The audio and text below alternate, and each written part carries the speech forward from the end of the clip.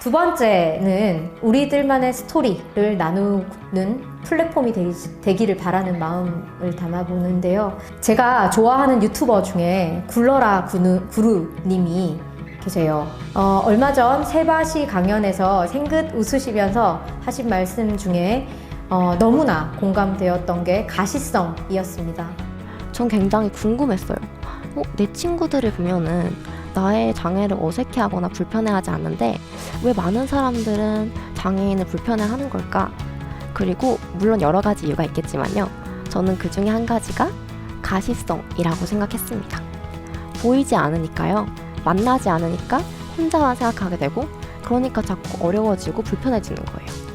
저는요, 아까 말씀드렸다시피 제 몸은 불편하지가 않아요. 근데 경사로가 없는 건물은 불편해요. 지하철역에 승강장이랑 열차 사이가 너무 넓어서 무섭고요. 저상버스의 배차 간격이 너무 넓어서 이용할 수가 없어요. 엘리베이터 없는 학교는 진학할 수가 없고 턱이 있는 곳은 무조건 돌아가야 하고요. 이런 어려움들이 모여서 자꾸만 장애인과 비장애인의 공간이 나누어져요. 어쩌면 사회가 격리시키는 것일 수도 있겠죠. 안과 밖으로, 그리고 시설과 사회로요. 법정 의무화 교육으로 되어 있는 장애인식 개선 교육이 사실은 일반적으로 장애인의 입장을 한번 체험해보는 정도에 그치고 있죠. 네, 사실 수십 년을 같이 부대끼고 사는 가족 속도 순간순간 잘 모르겠다 싶은 때가 있는데 이렇게 한번 체험해봤다고 해서 이해할 수 있을까요? 네, 결국은 가시성이거든요. 호감이 없던 사람도 자꾸 눈앞에 나타나게 되면 하고 다시 보게 되는 이렇게 호감이 생기던 풋풋한 경험들 한 번쯤은 있으실 거고요. 네, 사실은 우리 한국인이 대중성과 시각에 굉장히 민감한 민족이라고 생각을 합니다. 그래서 내가 늘 보던 모습이 아닌 다른 사람들을 만나면 이상하게 생각이 되고 본인이 잘 모르면 나랑은 다른 존재라고 생각을 하게 되고 그러다 보면 불편해지고 두려워지기도 하죠. 네, 혹시 기억하실지 모르겠어요. 지난 2017년도 가을에 모 지역구에 특수학교 건립을 두고 많은 말들이 오갔었죠. 그때 무릎을 꿇고 울면서 애원하시던 어머님들의 모습도 있으셨고요. 2018년도 여름에는 어린이 공공재활병원 건립을 위해서 매일 1,400를 올리셨던 아버님도 계셨고 2020년도에 들어서는 이 생소한 바이러스와의 사투 속에서 돌봄 공백 때문에 결국 극단적인 선택을 하고 마신 부모님과 우리 아이들도 있었습니다. 정말 가슴이 많이 아팠는데요. 지금껏 우리가 흔히 접하게 되는 우리 이렇게 아프고 힘들어요. 치료비 마련에 동참해주세요.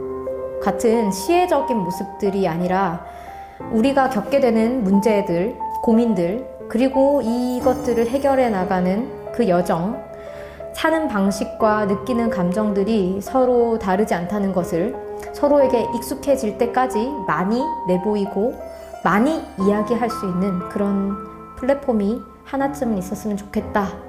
그냥 우리의 이야기를 꺼내놓고 수다 떠는 곳이 되기를 바라봅니다.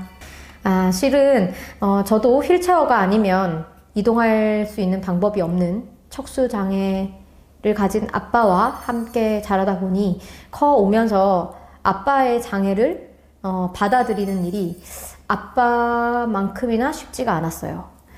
사고로 그리 되셨는지 한 20년이 벌써 훌쩍 지났는데도 그냥 문득문득 차갑게 말라가는 아빠 발을 그냥 쓱 한번 보다가도 청승맞게 문득문득 눈물이 왈칵 나기도 하고요. 아직도 외출을 한번 할라치면 사람들의 시선은 기본이고요. 이렇게 받아들이는 과정 정말 쉬운 일이 아니지만 친구들 혹은 지인들한테 내가 겪고 있는 마음들을 꺼내놓고 같이 고민을 하다 보면 그 수용의 과정이 훨씬 수월해지는 거는 확실한 것 같습니다. 이곳을 통해서 우리의 마음이 그렇게 흘러가기를 바라봅니다.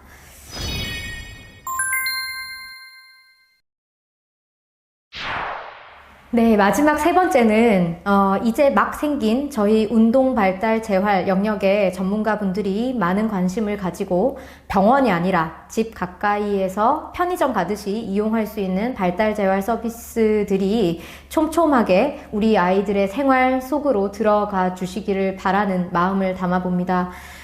골든타임에 풍성한 자극을 제공하는 것도 중요하지만 이 장애를 가지고 어린 시절, 학창 시절, 그리고 어른이 되는 이 생애 주기에 걸쳐서 아이의 기능과 상황을 이해하고 가족 안에서, 사회 안에서 아이가 건강하게 자랄 방향을 생활 밀착형으로 제시해줄 누군가가 꼭 필요하겠구나 라는 데에 동감을 하신다면 운동발달재활사로의 도전을 머뭇거리지 않으셨으면 합니다.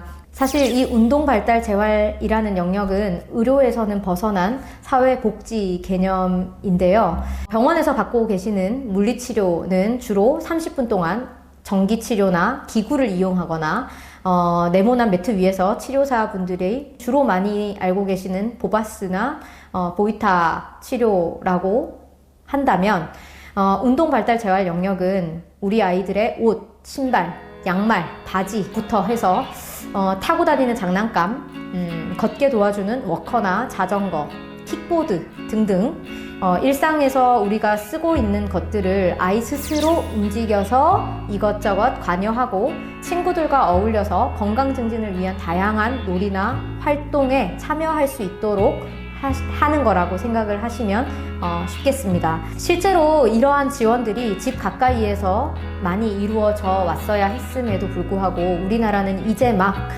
그것도 우리 부모님들의 헌신적인 활동에 의해서 만들어져 가고 있는 중입니다.